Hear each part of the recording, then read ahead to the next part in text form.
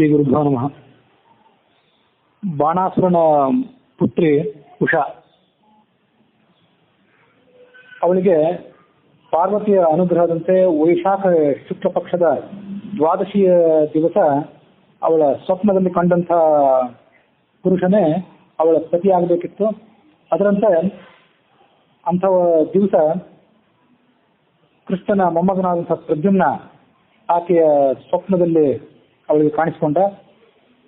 ಅವಳ ಸ್ನೇಹಿತರಾದಂಥ ಚಿತ್ರಲೇಖ ಅನ್ನುವವಳು ದ್ವಾರಕಾ ನಗರಕ್ಕೆ ಬಂದು ನಾರದರ ಸಲಹೆ ಸೂಚನೆಗಳ ಅನುಸಾರವಾಗಿ ಆ ಅನಿರುದ್ಧನನ್ನ ತನ್ನ ತಾಮಸಿ ಎನ್ನುವಂಥ ಯೋಗ ವಿದ್ಯೆಯ ಪ್ರಭಾವದಿಂದ ಶೋಣಿತಪುರಕ್ಕೆ ಬಾಣಾಸುರನ ರಾಜಧಾನಿಗೆ ಕರೆದುಕೊಂಡು ಬಂದು ಅವರಿಬ್ಬರು ಕೂಡ ಗಾಂಧರ್ವ ವಿವಾಹವನ್ನು ಮಾಡಿಕೊಂಡ್ರು. ಮಳೆಗಾಲದ 4 ತಿಂಗಳುಗಳ ಕಾಲ ಅನಿರುದ್ಧನ ಚಾತುರ್ಮಾಸ್ಯ ಅಲ್ಲೇ ಆಯಿತು. ಈ ವೃತ್ತಾಂತವೆಲ್ಲವೂ ನಾರದರ ಮೂಲಕ ಕೃಷ್ಣಾದಿಗಳಿಗೆ ತಿಳಿದಾಗ ಅವರು ದಂಡೆತ್ತಿ ಬಂದರು. ಬಾಣಾಸುರನಿಗೂ ಕೃಷ್ಣನಿಗೂ ಯುದ್ಧ ಪ್ರಾರಂಭವಾಯಿತು. ಬಾಣಾಸುರನಿಗೆ ಸತತವಾಗಿಯೂ ರಕ್ಷಣೆ ಕೊಡ್ತೀನಿ ಅಂತ ಹೇಳಿ ಪರಶಿವ ವರ ಕೊಟ್ಟಿದ್ದ. ಅದರಂತೆ ಸ್ವಯಂ ತಾನು ಅಲ್ಲಿಗೆ ಬಂದು ಬಾಣಾಸುರನ ಪರವಾಗಿ ಯುದ್ಧ ಮಾಡಲಿಕ್ಕೆ ಶಿವನು ಪ್ರಾರಂಭ ಮಾಡಿದ.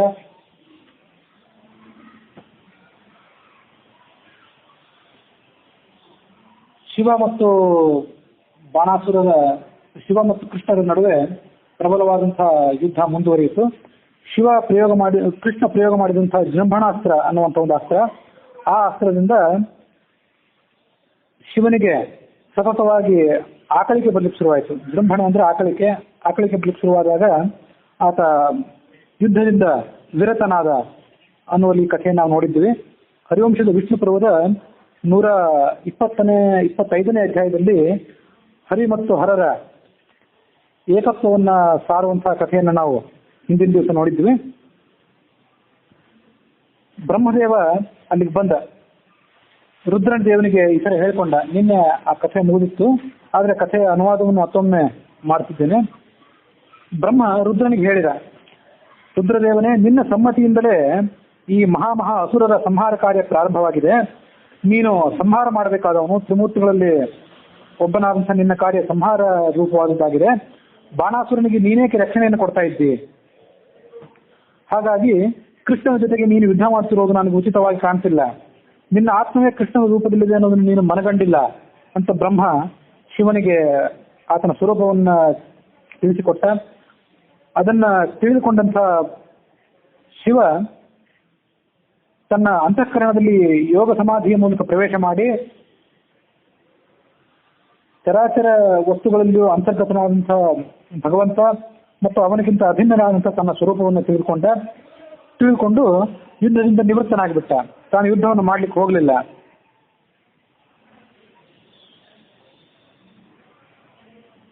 ಕೃಷ್ಣ ಮತ್ತು ಶಿವ ಇವರಲ್ಲಿ ಇದ್ದಂಥ ಅಭೇದ ಏನಿತ್ತು, ಅಭೇದವನ್ನು ಅಲ್ಲಿ ನೆರೆದಿದ್ದಂಥವರಿಗೆ ಬೇರೆ ಯಾರಿಗೂ ತಿಳ್ಕೊಳ್ಳಿಕ್ಕಾಗಲಿಲ್ಲ. ಬ್ರಹ್ಮನೊಬ್ಬನೇ ಆ ಅಭೇದವನ್ನು ತಿಳಿದುಕೊಂಡಿದ್ದ. ಮತ್ತು ತನ್ನ ಪಕ್ಕದಲ್ಲಿದ್ದಂಥ ನಾರದ ಮತ್ತು ಮಾರ್ಕಂಡೇಯರ ಕಡೆಗೆ ನೋಡಿ ಈ ಮುಂದಿನ ಮಾತನ್ನ ಆತ ಹೇಳಿದ್ದ. ಮಾರ್ಕಂಡೇಯರು ದೀರ್ಘದರ್ಶಿಗಳು, ಜ್ಞಾನಿಗಳು ಅಂತ ಪ್ರಸಿದ್ಧರಾದವರು. ಮಾರ್ಕಂಡೇಯರನ್ನು ಕುರಿತು ಬ್ರಹ್ಮ ಹೇಳಿದ, ಬ್ರಾಹ್ಮಣೋತ್ತಮರೇ, ಮಂದರಾಚರದ ಪಕ್ಕದಲ್ಲಿ ಭವ ಮತ್ತು ಕೇಶವರಿಬ್ಬರು ಒಂದು ಸರೋವರ ತೀರದಲ್ಲಿದ್ದುದನ್ನ ನಾನು ನೋಡಿದೆ ಒಮ್ಮೆ ನನ್ನ ಸ್ವಪ್ನದಲ್ಲಿ. ಹಾಗೆ ನೋಡ್ತಿದ್ದಂತೆ ಅವರಿಬ್ಬರು ತಮ್ಮ ಸ್ವರೂಪವನ್ನು ಬದಲಾಯಿಸ್ಕೊಂಡ್ಬಿಟ್ರು. ಶಿವ ಕೇಶವನಾದ, ಕೇಶವ ಶಿವನಾಗಿಬಿಟ್ಟ. ಹರಿ ವ್ಯಾಘ್ರ ಚರ್ಮವನ್ನು ಧರಿಸಿದ್ದ, ತ್ರಿಶೂಲವನ್ನು ಹಿಡಿದಿದ್ದ. ಹರನು ಗರುಡಾರೂಢನಾಗಿ ಬಿಟ್ಟಿದ್ದ, ಹರಿಯು ವೃಷಭಾರೂಢನಾಗಿದ್ದ. ಇಂಥ ಅದ್ಭುತವಾದ ರೂಪಗಳನ್ನು ನೋಡಿದ ನನಗೆ ಪರಮಾಶ್ಚರ್ಯ ಆಯಿತು. ಇದರ ರಹಸ್ಯ ಏನು, ಅದನ್ನು ನೀನು ತಿಳಿದವನಾಗಿದ್ರೆ ಹೇಳು ಅಂತ ಬ್ರಹ್ಮ ಮಾರ್ಕಂಡೇಯನನ್ನು ಕೇಳಿದ. ಬ್ರಹ್ಮನಿಗೆ ಅದು ತಿಳಿಯುವ ಸಂಗತಿ ಏನಲ್ಲ, ಆದರೂ ಕೇಳಿದ. ಆಗ ಮಾರ್ಕಂಡೇಯರು ಆ ವಿಷಯವನ್ನ ವಿಸ್ತಾರವಾಗಿ ವರ್ಣನೆ ಮಾಡಿ ಪ್ರಾರಂಭ ಮಾಡಿದ್ರು. ಶಿವಾಯ ವಿಷ್ಣು ರೂಪಾಯ ವಿಷ್ಣವೇ ಶಿವರೂಪಿಣೆ ಯಥಾಂತರಂ ನ ಪಶ್ಯಾಮಿ ತೇನ ತೌ ದಿಶತಃ ಶಿವಂ. ಶಿವ ಮತ್ತು ವಿಷ್ಣುವಿನ ಇವರಿಬ್ಬರ ನಡುವೆ ನನಗೆ ಯಾವುದೇ ಅಂತರ ಕಂಡು ಬರ್ತಾ ಇಲ್ಲ. ಅವರಿಬ್ಬರು ನಾನು ನಮಸ್ಕಾರ ಮಾಡ್ತೀನಿ. ಅವರಿಬ್ಬರು ನನಗೆ ಶಿವ ಅಂದ್ರೆ ಕಲ್ಯಾಣವನ್ನು ಕೊಡುವಂಥವರಾಗಲಿ. ಹರಿಹರ ಬ್ರಹ್ಮರ ಸ್ವರೂಪವನ್ನು ನಾನು ಅಭಿನ್ನ ಎಂಬುದಾಗಿ ಭಾವಿಸಿದ್ದೇನೆ. ಯೋ ವೈ ವಿಷ್ಣು ಸ ವೈ ರುದ್ರ. ಯಾರು ವಿಷ್ಣುವಾಗಿದ್ದಾನೋ ಅವನೇ ರುದ್ರ, ಯಾರು ರುದ್ರನಾಗಿದ್ದಾನೋ ಸಹ ಪಿತಾಮಹ. ಏಕಾಹ ಮೂರ್ತಿತ್ರಯ. ಈ ಶಿವ, ವಿಷ್ಣು ಮತ್ತು ಬ್ರಹ್ಮ ಅನ್ನುವಂಥ ಮೂರ್ತಿತ್ರಯಗಳೇನಿವೆ, ಇವು ಮೂರು ಕೂಡ ಒಬ್ಬನೇ ಪರಮಾತ್ಮನ ಮೂರ್ತಿತ್ರಯಗಳಾಗಿವೆ. ಲೋಕಗಳನ್ನು ಅವರು ಸೃಷ್ಟಿ ಮಾಡುವಂಥವ್ರು, ವರಗಳನ್ನು ಕೊಡುವಂಥವ್ರು, ಅರ್ಧನಾರೀಶ್ವರ ಸ್ವರೂಪರಾದವರು ಮತ್ತು ತೀವ್ರ ವ್ರತಾನುಷ್ಠಾನಗಳನ್ನು ಮಾಡುವಂಥವ್ರು. ನೀರಿನಲ್ಲಿ ಹಾಕಿದ ನೀರು ಒಂದಾಗಿ ಹೇಗೆ ಬೆರೆತು ಬಿಡ್ತದಲ್ಲ, ಹಾಗೆ ರುದ್ರನಲ್ಲಿ ಪ್ರವೇಶಿಸಿದಂಥ ವಿಷ್ಣು ರುದ್ರಮಯನಾಗ್ತಾನೆ. ಬೆಂಕಿಯೊಡನೆ ಪ್ರವೇಶಿಸಿದಂಥ ಬೆಂಕಿ ತಾನು ಬೆಂಕಿಯೇ ಆಗುವಂತೆ, ವಿಷ್ಣುವಿನಲ್ಲಿ ಪ್ರವೇಶ ಮಾಡಿದಂಥ ರುದ್ರ ತಾನು ರುದ್ರ ರೂಪನಾಗಿ ಬಿಡ್ತಾನೆ. ಹರಿಹರರಿಬ್ಬರು ಸಮಸ್ತ ಚರಾಚರ ಜಗತ್ತಿನ ಸೃಷ್ಟಿಕರ್ತರಾಗಿದ್ದಾರೆ, ಲಯಕರ್ತರು, ಹಾಗೆ ಜಗತ್ತಿಗೆ ಶುಭವನ್ನು ಮಾಡುವಂಥವರು. ಕರ್ತೃ ಕಾರಣಕರ್ತಾರು, ಇವರಿಬ್ಬರು ಕರ್ತೃಗಳಾದವರು ಮತ್ತು ಕಾರಣರೆನಿಸಿಕೊಂಡವರು. ಪಿತಾಮಹನೇ, ನಾನು ನಿನಗೆ ಹರಿಹರ ಬ್ರಹ್ಮಾದಿಗಳ ರಹಸ್ಯವನ್ನು ಹೇಳಿದ್ದೇನೆ. ಎಷ್ಟೈನಂ ಪಠತೆ ನಿತ್ಯಂ ಎಷ್ಟೈನಂ ಶೃಣುಯಾನ್ನರಹ ನಾ ಪ್ರಾಪ್ನೋತಿ ಪರಮಂ ಸ್ಥಾನಂ ವಿಷ್ಣು ರುದ್ರ ಪ್ರಸಾದಜಂ. ಈ ಶಿವ ಮತ್ತು ವಿಷ್ಣು ಬ್ರಹ್ಮ ಇವರ ಸ್ತೋತ್ರವನ್ನ ಯಾರು ಪಠನೆ ಮಾಡ್ತಾನೆ ಮತ್ತು ಬೇರೆಯವರು ಹೇಳಿದ್ದನ್ನು ಅವರು ಯಾರು ಕೇಳ್ತಾನೆ, ಅವರಿಬ್ಬರು ಹರಿಹರರ ಪ್ರಸಾದದಿಂದ ಸದ್ಗತಿಯನ್ನು ಪಡ್ಕೊಳ್ತಾರೆ. ದೇವವು ಹರಿಹರ ಸ್ತೋಷ್ಯೆ. ಇಲ್ಲಿ ಮುಂದೆ ಬರುವಂಥ ಸ್ತೋತ್ರ ಏನಿದೆ, ಹರಿ ಮತ್ತು ಹರರನ್ನ ಒಂದೇ ಶ್ಲೋಕದಿಂದ ಸ್ತೋತ್ರ ಮಾಡುವಂತಹ ವಿಶಿಷ್ಟವಾದಂತಹ ಸ್ತೋತ್ರ ಆಗಿದೆ. ನಾರದ ಮೊದಲಾದಂತಹ ಮುನಿಶ್ರೇಷ್ಠರು ಕೂಡ ಈ ಸ್ತೋತ್ರವನ್ನು ಪಾರಾಯಣ ಮಾಡ್ತಾರೆ ಎಂಬುದಾಗಿ ಮುಂದೆ ಬರೋದಿದೆ. ದೇವವು ಹರಿಹರ ಸ್ತೋಷ್ಯೆ, ಹರಿಹರ ರೂಪವಾದಂತಹ ದೇವತೆಗಳನ್ನು ನಾನು ಸ್ತೋತ್ರ ಮಾಡ್ತೇನೆ. ರುದ್ರಸ್ಥ ಪರಮೋ ವಿಷ್ಣು, ರುದ್ರನಿಗೆ ವಿಷ್ಣು ಪರದೇವತೆ. ವಿಷ್ಣುವಸ್ಥ ಪರಮಶಿವ, ವಿಷ್ಣುವಿಗೆ ಶಿವ ಪರಮದೇವತೆ. ಭಗವಾನ್ ಶಂಕರನಿಲ್ಲದೆ ವಿಷ್ಣುವಿಲ್ಲ, ಹಾಗೆ ವಿಷ್ಣುವಿಲ್ಲದೆ ಶಂಕರನು ಕೂಡ ಇರಲಾರ. ನ ವಿನಾ ಶಂಕರಂ ವಿಷ್ಣು ನ ವಿನಾ ಕೇಶವಂ ಶಿವ. ನಮ ಷಡರ್ಧನೇತ್ರಾಯ. ಷಟ್ ಒಂದು 6, 6ರ ಅರ್ಧ ಒಂದು 3, 3 ಕಣ್ಣುಳ್ಳಂಥ ಮತ್ತು ಸದ್ವಿನೇತ್ರಾಯ, ಕಂಗೊಳಿಸುವಂಥ ಪದ್ಮದಂಥ ಕಣ್ಣುಳ್ಳಂಥ ಪರಮಾತ್ಮನಿಗೆ ನಮಸ್ಕಾರ. ನಮಃ ಪಿಂಗಲನಾಭಾಯ, ನಮಃ ಪಿಂಗಲ ನೇತ್ರಾಯ, ಹೊಳೆಯುವಂಥ ಕಣ್ಣುಳ್ಳಂಥ ಶಿವನಿಗೆ ನಮಸ್ಕಾರ. ಪದ್ಮನೇತ್ರನಾದಂಥ ಕೃಷ್ಣನಿಗೆ ನಮಸ್ಕಾರ. ನಮಃ ಕುಮಾರ ಗುರವೇ, ಒಬ್ಬ ಮನ್ಮಥನಿಗೆ ತಂದೆಯಾಗಿದ್ದಾನೆ ವಿಷ್ಣು, ಮತ್ತೊಬ್ಬ ಶಿವ ಕುಮಾರನಿಗೆ ಅಂದ್ರೆ ಸ್ಕಂದನಿಗೆ ತಂದೆಯಾಗಿದ್ದಾನೆ. ನಮಃ ಧರಣೀಧರಾಯ, ವಿಷ್ಣು ಧರಣೀಧರನಾಗಿದ್ದಾನೆ, ವರಾಹ ರೂಪದಲ್ಲಿ ಪೃಥ್ವಿಯನ್ನು ಧಾರಣೆ ಮಾಡಿದಂಥವನು. ಶಿವ ಗಂಗಾ ನದಿಯನ್ನು ತನ್ನ ತಲೆಯ ಮೇಲೆ ಧಾರಣೆ ಮಾಡಿದಂಥವನು. ನಮಃ ಮಯೂರ ಪಿಚ್ಛಾಯ, ಕೃಷ್ಣ ತನ್ನ ತಲೆಯ ಮೇಲೆ ಮಯೂರ ಅಂದ್ರೆ ನವಿಲು ಗರಿಯನ್ನು ಧರಿಸಿದಂಥವನು, ಕೇಯೂರವನ್ನು ಧರಿಸಿದಂಥವನು. ನಮಃ ಕಪಾಲ ಮಾಲಾಯ, ಶಿವ ತನ್ನ ಕಂಠದಲ್ಲಿ ಕಪಾಲೆಗಳ ಮಾಲೆಯನ್ನು ಧರಿಸಿರುವಂಥವನು, ವಿಷ್ಣು ವನಮಾಲೆಯನ್ನು ಧರಿಸಿರುವಂಥವನು. ತ್ರಿಶೂಲ ಹಸ್ತ ಒಬ್ಬ, ಮತ್ತೊಬ್ಬ ಚಕ್ರಹಸ್ತ. ಕನಕದಂಡಾಯ, ಸುವರ್ಣಮಯವಾದಂತಹ ದಂಡವನ್ನು ಹಿಡಿದಿರುವಂತಹ ವಾಮನ ರೂಪಿಯಾದಂತಹ ಕೃಷ್ಣನಿಗೆ ನಮಸ್ಕಾರ. ಬ್ರಹ್ಮದಂಡವನ್ನು ಹಿಡಿದಿರುವಂತಹ ಶಿವನಿಗೆ ನಮಸ್ಕಾರ. ನಮಃ ಚರ್ಮ ನಿವಾಸಾಯ ನಮಸ್ತೆ ಪೀತವಾಸತೆ, ಶಿವ ಚರ್ಮ ನಿವಾಸನಾದರೆ ಕೃಷ್ಣ ಪೀತಾಂಬರಧಾರಿಯಾಗಿದ್ದಾನೆ. ಒಬ್ಬ ಲಕ್ಷ್ಮೀಪತಿ ಆದರೆ ಮತ್ತೊಬ್ಬ ಉಮಾಪತಿಯಾಗಿದ್ದಾನೆ. ನಮಃ ಖಟ್ವಾಂಗಧಾರಾಯ, ಖಟ್ವಾಂಗ ಅನ್ನುವಂಥ ಆಯುಧವನ್ನು ಧರಿಸಿರುವಂಥವನು ಶಿವ, ಮತ್ತು ಮುಸಲ ಅನ್ನುವಂಥ ಒನಕೆಯನ್ನು ಧರಿಸಿರುವಂಥವನು ಬಲರಾಮ ರೂಪಿಯಾದಂಥ ಕೃಷ್ಣ. ಒಬ್ಬ ಭಸ್ಮವನ್ನು ಮೈಗೆ ಧಾರಣೆ ಮಾಡಿ ಶುಭ್ರ ವರ್ಣದವನಾಗಿದ್ದರೆ ಮತ್ತೊಬ್ಬ ಕೃಷ್ಣ ವರ್ಣದವನಾಗಿದ್ದಾನೆ. ನಮಃ ಸ್ಮಶಾನ ವಾಸಾಯ, ಸ್ಮಶಾನದಲ್ಲಿ ವಾಸ ಮಾಡುವಂಥವನು ಶಿವ, ಸಾಗರದಲ್ಲಿ ವಾಸ ಮಾಡುವಂಥವನು ಕೃಷ್ಣ. ವೃಷಭ ವಾಹನ ಒಬ್ಬ ಆದರೆ ಮತ್ತೊಬ್ಬ ಗರುಡ ವಾಹನನಾಗಿದ್ದಾನೆ. ಒಬ್ಬ ಸೌಮ್ಯ ರೂಪನಾದವನು, ಮತ್ತೊಬ್ಬ ಶಿವ ಭೈರವ ರೂಪಿಯಾದವನು. ದಕ್ಷ ಯಜ್ಞವನ್ನ ನಾಶ ಮಾಡಿದವನು ಶಿವ, ಬಲಿಯ ಯಜ್ಞವನ್ನ ನಿಯಮನ ಮಾಡಿ ಬಲಿಯನ್ನ ದಮನ ಮಾಡಿ ಇಂದ್ರಾದಿ ದೇವತೆಗಳಿಗೆ ಅವರ ಸಾಮ್ರಾಜ್ಯವನ್ನು ಒಪ್ಪಿಸಿಕೊಟ್ಟಂಥವನು ವಿಷ್ಣು. ಒಬ್ಬ ಪರ್ವತದಲ್ಲಿ ವಾಸ ಮಾಡಿದರೆ, ಕೈಲಾಸ ಪರ್ವತದಲ್ಲಿ ಒಬ್ಬ ವಾಸ ಮಾಡಿದರೆ, ಸಾಗರದಲ್ಲಿ ಅಂದ್ರೆ ಕ್ಷೀರ ಸಾಗರದಲ್ಲಿ ವಾಸ ಮಾಡುವಂಥವನು ಮತ್ತೊಬ್ಬ. ಸುರರ ರಿಪುಗಳು ಅಂದ್ರೆ ಸುರಶತ್ರುಗಳಾದಂತಹ ದಾನವರನ್ನು ಮೆಟ್ಟಿ ನಿಂತವನೊಬ್ಬ. ತ್ರಿಪುರಾಸುರರನ್ನು ನಾಶ ಮಾಡಿದಂಥವನು ಶಿವ, ನರಕಾಸುರನನ್ನು ನಾಶ ಮಾಡಿದಂಥವನು ಕೃಷ್ಣ, ಮತ್ತು ಕಾಮನಂದ್ರೆ ಮನ್ಮಥನನ್ನ ಸುಟ್ಟು ಬೂದಿ ಮಾಡಿದವನು ಶಿವ. ಅಂಧಕಾಸುರನನ್ನು ನಾಶ ಮಾಡಿದವನೊಬ್ಬ, ಕೈಟಭಾಸುರನನ್ನು ನಾಶ ಮಾಡಿದವನೊಬ್ಬ.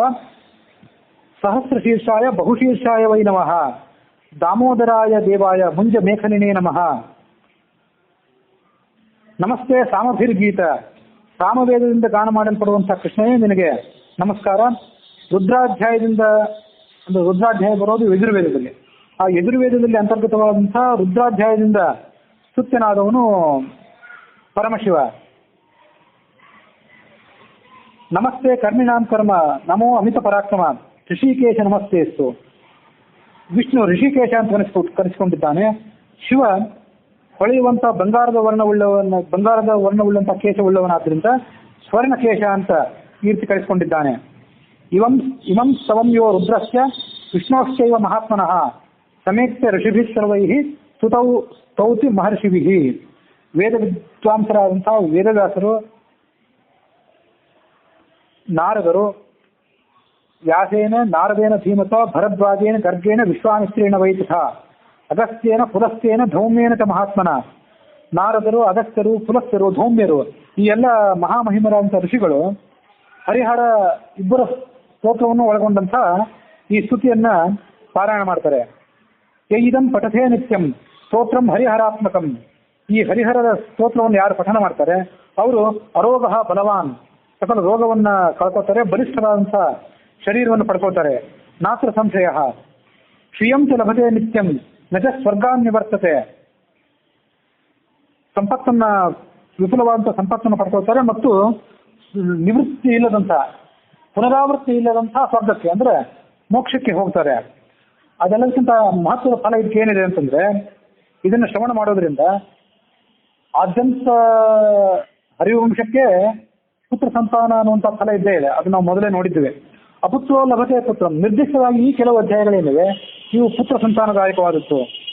ಕನ್ಯಾವಿಂದತಿ ಸತ್ಪತಿನ್, ಅವಿವಾಹಿತವಾದಂತಹ ಕನ್ಯೆ ಸತ್ಪತಿಯನ್ನು ಪಡ್ಕೋತಾಳೆ ಮತ್ತು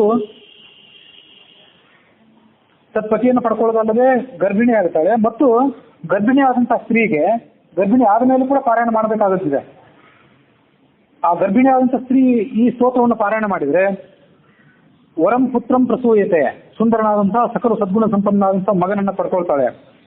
ರಾಕ್ಷಸಾಸ್ತ ಪಿಶಾಚಾಸ್ತ ವಿಘ್ನಾನಿತ ವಿನಾಯಕ ಭಯಂ ತತ್ರ ನ ಕುರುವಂತಿ ಯತ್ರಾಯಂ ಪಠ್ಯತೆ ಸ್ತವಃ. ಹರಿ ಮತ್ತು ಹರ ಇಬ್ಬರ ಸ್ತೋತ್ರವನ್ನು ಒಳಗೊಂಡಿದೆ ಇದು ಈ ಸ್ತುತಿ.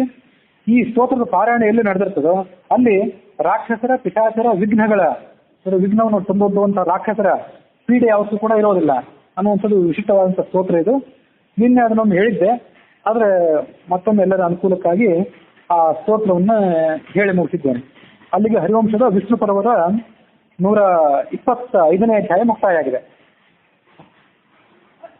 ಹಿಂದೆ ಒಂದೆರಡು ಬಾರಿ ಶಿವ ಮತ್ತು ವಿಷ್ಣು ಇವರ ಐಕ್ಯವನ್ನು ಕುರಿತು ಬೇಕಾದಷ್ಟು ಬಾರಿ ಹೇಳಿದ್ದೆ. ನಾರಾಯಣ ಪಂಡಿತಾಚಾರ್ಯರು ಮತ್ತು ತ್ರಿವಿಕ್ರಮ ಪಂಡಿತಾಚಾರ್ಯರು ಮಧ್ವಾಚಾರ್ಯರ ಸಾಕ್ಷಾತ್ ಶಿಷ್ಯರಾದವರು, ಮಧ್ವಾಚಾರ್ಯರಿಂದಲೇ ಗ್ರಂಥಗಳನ್ನು ಅಧ್ಯಯನ ಮಾಡಿದಂಥವರು.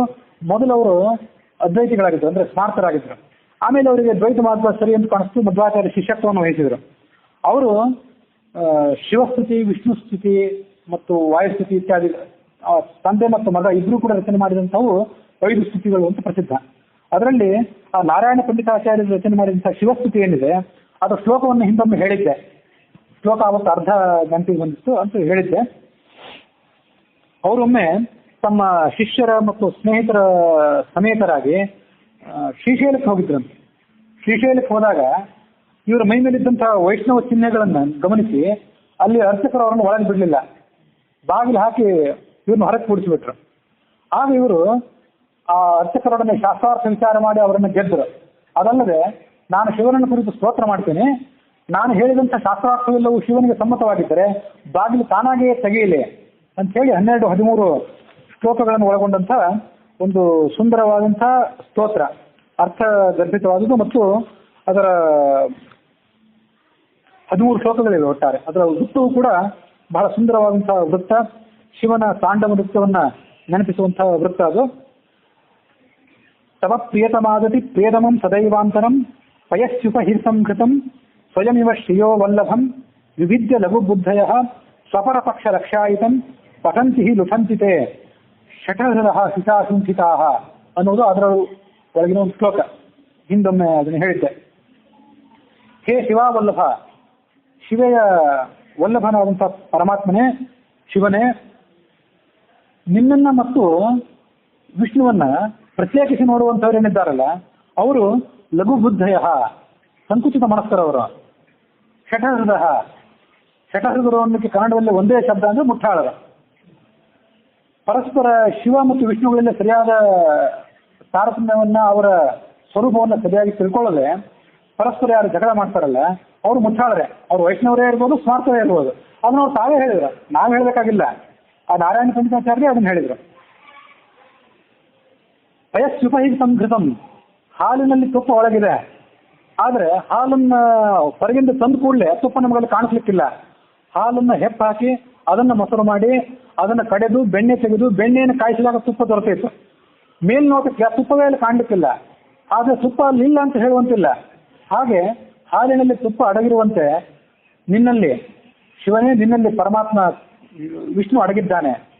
ನಿಮ್ಮನ್ನು ಪ್ರತ್ಯೇಕಿಸಿ ನೋಡುವಂಥವರು ಯಾರಿದ್ದಾರೆ ಅವರು ಲಘು ಬುದ್ಧಯ, ಅಂದ್ರೆ ಸಂಕುಚಿತ ಮನಸ್ಕರು.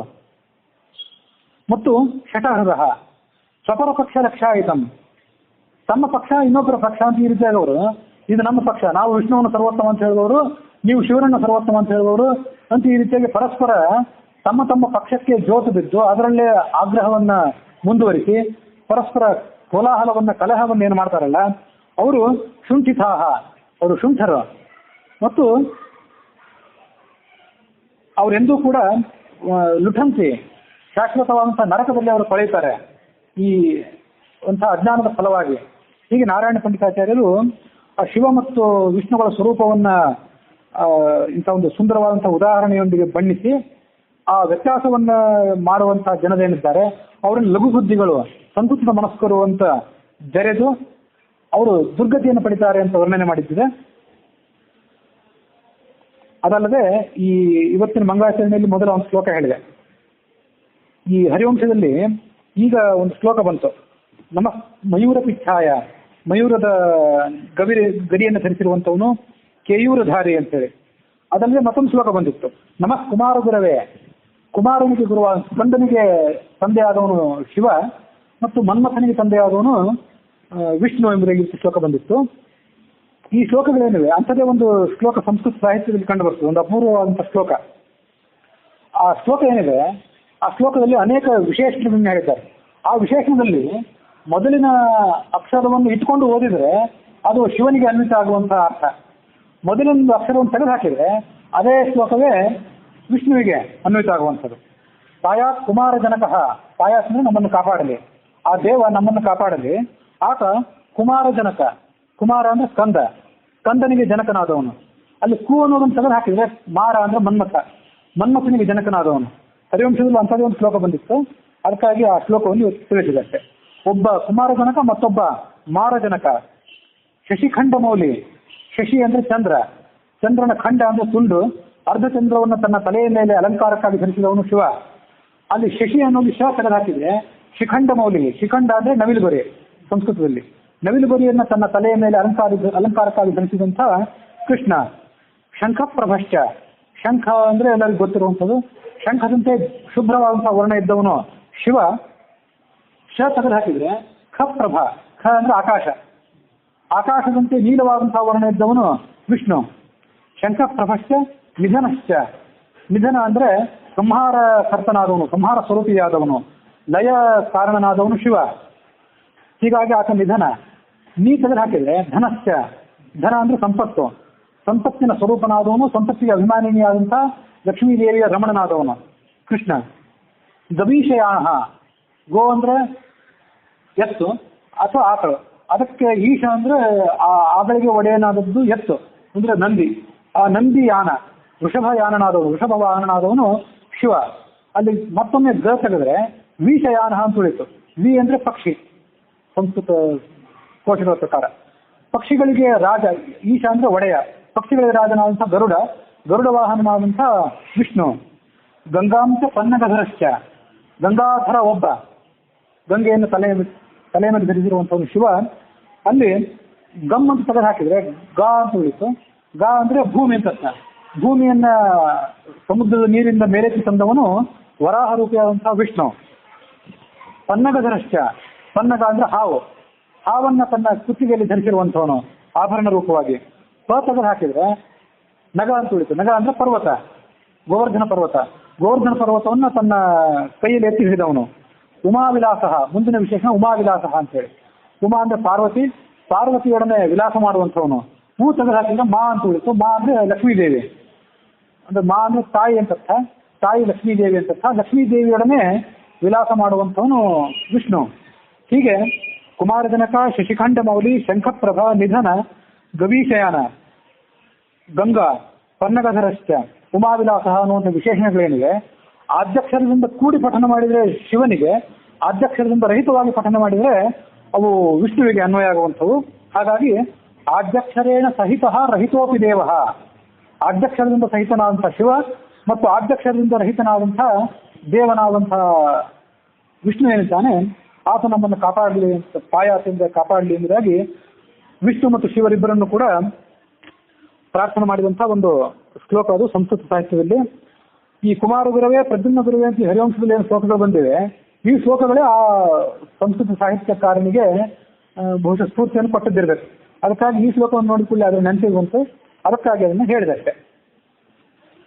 ಹರಿವಂಶವನ್ನ ಹರಿ, ಬ್ರಹ್ಮ ಮತ್ತು ವಿಷ್ಣು ಇವರ ಮೂರ್ತ ಸ್ವರೂಪ ಅಂತ ಹೇಳಿದ್ರೆ ಅದನ್ನು ನಾನು ಹರಿವಂಶದ ಮಹಾತ್ಮದ ವರ್ಣದಲ್ಲೇ ಹೇಳಿದ್ದೆ.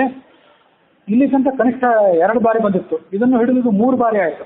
ಶಿವ ಮತ್ತು ವಿಷ್ಣುಗಳ ಅಭೇದ, ಅವರ ದಿವ್ಯವಾದಂಥ ಸಾಮಾನ್ಯ ಬುದ್ಧಿಯ ಮಂದ ಜನರಿಗೆ ತಿಳಿಯಲಿಕ್ಕೆ ಅಸಾಧ್ಯವಾದಂಥ ಅವರ ಸ್ವರೂಪ ಏನಿದೆ ಅದನ್ನ ಹರಿವಂಶ 2-3 ಬಾರಿ ಧಿಕ್ಕರಿಸಿದೆ.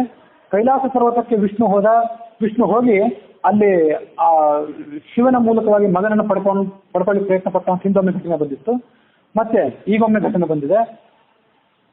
ಕೃಷ್ಣ ಶಿವನ ಮೇಲೆ ಜೃಂಭಣಾಸ್ತ್ರವನ್ನು ಪ್ರಯೋಗ ಮಾಡಿದ. ಜೃಂಭಣಾಸ್ತ್ರದ ಪ್ರಯೋಗವಾಗಿ ಅದರ ಪರಿಣಾಮವಾಗಿ ಶಿವ ಯುದ್ಧವನ್ನು ನಿಲ್ಲಿಸಿ ಆಕರ್ಷಣೆ ಇರಬೇಕಾಯ್ತು, ಯುದ್ಧವನ್ನು ನಿಲ್ಲಿಸಿ ಬಿಡಬೇಕಾಯ್ತು.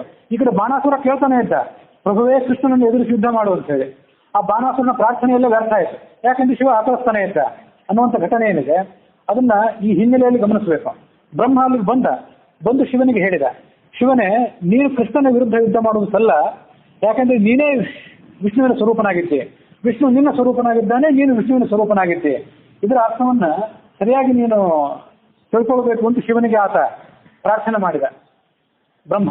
ಆ ಮೂಲಕ ಶಿವ ಅದನ್ನು ತಿಳ್ಕೊಂಡು ಯುದ್ಧದಿಂದ ನಿವೃತ್ತನಾದ ಅನ್ನುವಂಥ ಘಟನೆಯನ್ನ ನಾವು ಈ ಹರಿವಂಶದಲ್ಲಿ ನಿನ್ನೆ ನೋಡಿದ್ವಿ ಮತ್ತು ಇದರ ಇನ್ನು ಮತ್ತೊಂದು ಅನುವಾದವನ್ನು ಕೂಡ ಇವತ್ತು ಮಾಡಿದ್ದೇನೆ.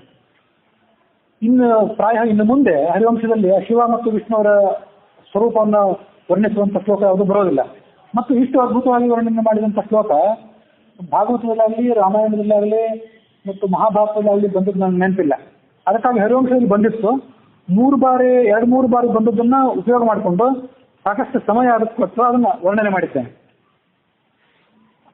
ನಾನು ಯಾಕಷ್ಟು ಶ್ರಮ ತಗೊಳ್ಬೇಕಾಯ್ತು ಅಂದ್ರೆ ಇಲ್ಲಿ ಅಂಥ ವೈಮನಸ್ಯ ಇಲ್ಲ. ಅನೇಕ ಕಡೆಗಳಲ್ಲಿ ಶೈವರು ವೈಷ್ಣವರ ನಡುವೆ, ವೈಷ್ಣವ ಮತ್ತು ಸ್ಮಾರ್ಥರ ನಡುವೆ ಅಂಥ ವೈಮನಸ್ಯ ಇದೆ. ಆ ವೈಮನಸ್ಯ ಮುಂದುವರಿಯಬಾರದು. ಬ್ರಾಹ್ಮಣರಾದವರು ವಿಶೇಷವಾಗಿ ಸನಾತನ ಧರ್ಮವನ್ನು ಅವಲಂಬಿಸಿ ಬದುಕುವಂಥವ್ರು, ಹಿಂದೂಗಳು ಅಂತವ್ರು ನಾವು ಈಗಿನ ಅರ್ಥದಲ್ಲಿ ಕರಿತೀವಿ. ಮೂಲ ಶಬ್ದ ಹಿಂದೂಗಳಿಗೆ ಸನಾತನ ಧರ್ಮಾವಲಂಬಿಯಾದವರು. ಅವರು ಆಧುನಿಕ ಜಗತ್ತಿನ ಈ ಏನು ನಮ್ಮ ಸಂಸ್ಕೃತಿ ಮೇಲೆ ಆಕ್ರಮಣ ನಡೆದಿದೆ, ಈ ಆಕ್ರಮಣವನ್ನು ದೃಷ್ಟಿಯಲ್ಲಿ ಇಟ್ಕೊಂಡು ಬ್ರಾಹ್ಮಣರೆಲ್ಲರೂ ಅವರು ಬರೇ ಭೋಜನಕ್ಕೆ ಮಾತ್ರ ಒಟ್ಟುಗೂಡುವಂಥವ್ರು ಅನ್ನೋ ಅಪವಾದವನ್ನು ಬಿಟ್ಟು ಒಗ್ಗೂಡಬೇಕು. ಅದಲ್ಲದೆ ವಿಶೇಷವಾಗಿ ಎಲ್ಲ ಸನಾತನಿಗಳು ಕೂಡ ಒಗ್ಗೂಡಬೇಕು ಅನ್ನೋದನ್ನ ತಿಳಿಸೋದಕ್ಕಾಗಿ ಇಷ್ಟು ಹೇಳಿದೆ. ನಾರಾಯಣ ಪಂಡಿತಾಚಾರ್ಯರು ಮತ್ತು ಅವರ ತಂದೆ ಆದ ತ್ರಿವಿಕ್ರಮ ಪಂಡಿತಾಚಾರ್ಯರು ಮೂಲತಃ ಸ್ವಾರ್ಥರಾಗಿದ್ದರು. ಮಧ್ವಾಚಾರ್ಯರ ಜೊತೆ ಶಾಸ್ತ್ರಾರ್ಥ ವಿಮರ್ಶೆಯನ್ನು ಮಾಡಿ ಮುಂದೆ ವೈಷ್ಣವರಾದರು ಅಂತ ಕಥೆ ಇದೆ. ಆ ಮಾರ್ಗ ಅವ್ರಿಗೆ ಹಿಡಿಸ್ತು ಅವ್ರು ತಗೊಂಡ್ರು. ಆದ್ರೆ ಎಲ್ಲ ಕಡೆಯೂ ಹಾಗೆ ಆಗಿಲ್ಲ. ಅನೇಕ ಬಾರಿ ಶೈವ ವೈಷ್ಣವರ ನಡುವೆ ಸೌಹಾರ್ದಯುತವಾದಂತಹ ಶಾಸ್ತ್ರಾರ್ಥ ವಿಚಾರ ಮತ್ತು ಸಾಮರಸ್ಯ ಮುಂದುವರೆದಿದೆ. ರಾಘವೇಂದ್ರರ ಗುರುಗಳಾದಂತಹ ಸುಧೇಂದ್ರ ತೀರ್ಥರು, ಅವರ ಗುರುಗಳು ವಿಜೇಂದ್ರ ತೀರ್ಥರು. ವಿಜೇಂದ್ರ ತೀರ್ಥರಿಗೂ ಮತ್ತು ಅಪ್ಪಯ್ಯ ದೀಕ್ಷಿತರು ಅಂತ ಅವರು ಶೈವಾದ್ವೈತ ಮತದಲ್ಲಿ ಪ್ರಕಾಂಡ ಪಂಡಿತ, ಅವರಿಬ್ಬರಿಗೂ ಅನೇಕ ವರ್ಷಗಳ ಕಾಲ ಶಾಸ್ತ್ರಾರ್ಥ ವಿಚಾರ ನಡೀತಿತ್ತು. ವಿಜೇಂದ್ರ ತೀರ್ಥರು ಪೂಜೆ ಮಾಡ್ತಿದ್ರೆ ಅಪ್ಪಯ್ಯ ದೀಕ್ಷಿತರು ಸ್ಮಾರ್ಥ ವಿದ್ವಾಂಸರಾದ್ರು ಅಲ್ಲಿ ಬಂದು ಪಾರಾಯಣ ಮಾಡ್ತಿದ್ರು, ಅಭಿಷೇಕ ಸಂದರ್ಭದಲ್ಲಿ ಪಾರಾಯಣ ಮಾಡ್ತಿದ್ರು ಅಂತ ವರ್ಣನೆ ಇದೆ. ಹೀಗೆ ಅವರು ಶಾಸ್ತ್ರಾರ್ಥ ವಿಚಾರವನ್ನು ಮಾಡ್ತಿದ್ರು, ಸಾಮರಸ್ಯವನ್ನು ಇಟ್ಕೊಂಡಿದ್ದವರಿದ್ರು. ಅಪ್ಪಯ್ಯ ದೀಕ್ಷಿತರು ತಮ್ಮ ಕೊನೆಗಾಲದಲ್ಲಿ ವಿಜೇಂದ್ರನ್ನು ಕೇಳಿದ್ರಂತೆ, ಸ್ವಾಮಿಗಳೇ, ನಾವು ಬೇಕಾದಷ್ಟು ಶಾಸ್ತ್ರಾರ್ಥ ವಿಚಾರ ಮಾಡಿದ್ದೇವೆ, ಅದ್ವೈತ ಸರಿಯೋ ದ್ವೈತ ಸರಿಯೋ ಅದನ್ನೊಮ್ಮೆ ನಮ್ಗೆ ಹೇಳಿ. ದೀಕ್ಷಿತರೇ ವಿಜೇಂದ್ರರು ಹೇಳಿದ್ರು, ನೀವು ಅದ್ವೈತವನ್ನು ಉಪಾಸನೆ ಮಾಡ್ಕೊಂಡು ಬಂದಿದ್ದೀರಿ. ಅದ್ವೈತವು ಶಂಕರ ಭಗವತ್ಪಾದರಿಂದ ಹಿಡಿದು ನಿಮ್ಮವರೆಗೂ ಸಾಯಣ ಮಾಧವರಿಂದ ಹಿಡಿದು ಎಲ್ಲರ ತನಕ ಇಲ್ಲಿ ತನಕ ಬಂದದ್ದಿದೆ. ನೀವು ಅದನ್ನು ಅವಲಂಬಿಸಿಕೊಂಡು ಬಂದಿದ್ದೀರಿ, ನೀವು ಅದನ್ನೇ ಅವಲಂಬಿಸಿಕೊಂಡಿರಿ, ಅದ್ರ ಬಗ್ಗೆ ನಿಮಗೆ ಗೊಂದಲ ಬೇಡ. ನಾವು ನಮ್ಮದನ್ನು ಅವಲಂಬಿಸ್ಕೊಂಡು ಬಂದಿದ್ದೇವೆ, ನಾವು ಅದನ್ನು ಅವಲಂಬಿಸ್ಕೊಂಡಿರ್ತೇವೆ ಅಂತ ಅವರಿಗೆ ಅಂತ್ಯಕಾಲದಲ್ಲಿ ಸಮಾಧಾನ ಮಾಡಿದ್ರು ಅಂತ ವಿಜೇಂದ್ರರ ಜೀವನ ಚರಿತ್ರೆಯಲ್ಲಿ ನನಗೆ ಓದಿದ ನೆನಪು. ಅಂದ್ರೆ ಮಧ್ವಾಚಾರ್ಯ ಶಿಷ್ಯರಾಗಿ ತ್ರಿವಿಕ್ರಮ ಪಂಡಿತರು ಮತ್ತು ನಾರಾಯಣ ಪಂಡಿತರು ಅದ್ವೈತವನ್ನು ಬಿಟ್ಟು ದ್ವೈತಕ್ಕೆ ಬಂದರು. ಎಲ್ಲರೂ ಹಾಗೆ ಬರ್ಬೇಕಾಗ್ಲಿಲ್ಲ. ವಿಜೇಂದ್ರರು ಅಂತ್ಯಕಾಲದಲ್ಲಿ ಇದ್ದಂಥ ಅಪ್ಪಯ್ಯ ದೀಕ್ಷಿತರಿಗೆ ಬ್ರೈನ್ ವಾಶ್ ಮಾಡಲಿಲ್ಲ. ಅವರು ದ್ವೈತವನ್ನೇ ಯಾವತ್ತೂ ಸಮರ್ಥನೆ ಮಾಡ್ತಿದ್ರು, ಇವರು ಅದ್ವೈತವನ್ನೇ ಸಮರ್ಥನೆ ಮಾಡ್ತಿದ್ರು. ಆದರೂ ಆ ಸಂದರ್ಭದಲ್ಲಿ ನಿಮಗೆ ಯಾವುದು ಸರಿ ಕಂಡಿದೆ ಅದನ್ನೇ ನೀವು ಉಪಾಸನೆ ಮಾಡಿ, ನಮಗೆ ಸರಿ ಕಂಡಿದ್ದು ನಾವು ಹೇಳ್ತಾ ಬಂದಿದ್ದೇವೆ ಅಂತ ತಮ್ಮ ಔದಾರ್ಯವನ್ನು ಮೆರೆದರು ಅಂತ ನಾವು ವಿಜೇಂದ್ರರ ಜೀವನ ಚರಿತ್ರೆಯಲ್ಲಿ ನೋಡ್ತೀವಿ. ಹೀಗೆ ನಾರಾಯಣ ಪಂಡಿತರು, ತ್ರಿವಿಕ್ರಮ ಪಂಡಿತರು ಅಥವಾ ಮಧ್ವರು ಮತ್ತು ವಿಜೇಂದ್ರರು ಮತ್ತು ವಿಶೇಷವಾಗಿ ಉಡುಪಿ ಕಡೆಗಳಲ್ಲಿ ಅದನ್ನೆಲ್ಲ ಗಮನಿಸ್ಬೇಕು ನಾವು. ಈ ಕಡೆ ಅದು ಕಡಿಮೆ. ಉಡುಪಿಯ ಮತ್ತು ಉತ್ತರ ಕನ್ನಡದ, ದಕ್ಷಿಣ ಕನ್ನಡ ಮತ್ತು ಉತ್ತರ ಕನ್ನಡದ ದೇವಾಲಯಗಳಲ್ಲಿ ಅನೇಕ ದೇವಾಲಯಗಳಿವೆ. ಶಂಕರನಾರಾಯಣ ದೇವಾಲಯಗಳು ಅಂತ ಕರೀತಾರೆ ಅದಕ್ಕೆ. ಲಿಂಗದ ರೂಪದಲ್ಲಿ ಅಲ್ಲಿ ವಿಗ್ರಹ ಇರ್ತದೆ, ಅಲ್ಲಿ ಉಪಾಸನವಾದವನು ವಿಷ್ಣು, ಹಾಗಾಗಿ ಶಂಕರನಾರಾಯಣ ಅಂತ ಕರೀತಾರೆ. ಅಂತ ಒಂದು ಶಂಕರನಾರಾಯಣ ದೇವಸ್ಥಾನಕ್ಕೆ ಕೊಡವೂರು ಅಂತೇಳಿ ಉಡುಪಿಯ ಸಮೀಪ ಇದ್ದಂಥ ಒಂದು ಊರು, ಅದಕ್ಕೆ ಮಧ್ವಾಚಾರ್ಯರು ಕೂಡ ಹೋಗಿ ಬಂದಿದ್ರು. ಅದಲ್ಲದೆ ಇವತ್ತು ಕೂಡ ಅನಂತಾಸನ ಮತ್ತು ಚಂದ್ರಮೌಳೀಶ್ವರ ದೇವಸ್ಥಾನಗಳೇನಿವೆ ಲಿಂಗ ರೂಪದಲ್ಲೇ ಇದೆ. ಆ ಅನಂತಾಸನ ಹಾಗೆ ನೋಡಿದ್ರೆ ಉಡುಪಿಯ ಕೃಷ್ಣನಿಗಿಂತ ಹಿರಿಯ ದೈವ, ಮೂಲ ದೈವ ಅನಂತಾಸನ. ಕೃಷ್ಣ ಬಂದದ್ದು ಆಮೇಲೆ. ಮಧ್ವಾಚಾರ್ಯರು ಮತ್ತು ಮಧ್ವಾಚಾರ್ಯರ ತಂದೆಯಾದವರೆಲ್ಲರೂ ಕೂಡ ಅನಂತಾಸನನ್ನ ಅಂದ್ರೆ ಆ ಲಿಂಗ ರೂಪದಲ್ಲಿರುವಂತಹ ಭಗವಂತನ ವಿಷ್ಣುವನ್ನೇ ಉಪಾಸನೆ ಮಾಡ್ತಿದ್ರು. ಆ ಅನಂತಾಸನ ದೇವಾಲಯದಲ್ಲೇ ಮಧ್ವಾಚಾರ್ಯರು ಅಧಿಷ್ಠರಾಗಿರುವಂತ ಅವ್ರ ಜೀವನ ಚರಿತ್ರೆಯಲ್ಲಿ ನೋಡ್ತೀವಿ. ಹೀಗೆ ಅವರೆಲ್ಲರೂ ಕೂಡ ಸಾಮರಸ್ಯವನ್ನ ಏನು ಮೂಡಿಸಲಿಕ್ಕೆ ಪ್ರಯತ್ನ ಪಟ್ಟಿದ್ರು. ಆ ಸಾಮರಸ್ಯ ಮುಂದುವರ್ಕೊಂಡು ಹೋಗಬೇಕು. ಇಲ್ಲಿ ಅದು ಧಕ್ಕೆ ಬಂದಿಲ್ಲ, ಅದಕ್ಕೆ ಹೇಳುವಂತ ಕಾರಣ ಏನು ಇರಲಿಲ್ಲ. ಆದರೆ ಅದು ಧ್ವನಿ ಮುದ್ರಣ ಆಗ್ತಿರೋದ್ರಿಂದ ಬೇರೆ ಬೇರೆ ಅವರನ್ನು ಕೇಳುವಂತ ಸಾಧ್ಯತೆ ಇರೋದ್ರಿಂದ ಅದಕ್ಕಾಗಿ ಇಷ್ಟ ಅವರ ವಿವರಣೆಯನ್ನು ಕೊಡಬೇಕಾಯ್ತು. ಇನ್ನು ಮುಂದೆ ಮತ್ತೊಮ್ಮೆ ಇದರ ವಿವರಣೆ ಬರೋದಿಲ್ಲ, ಅದಕ್ಕಾಗಿ ಅದನ್ನು ಹೇಳಬೇಕಾಯ್ತು ಅಷ್ಟೇ.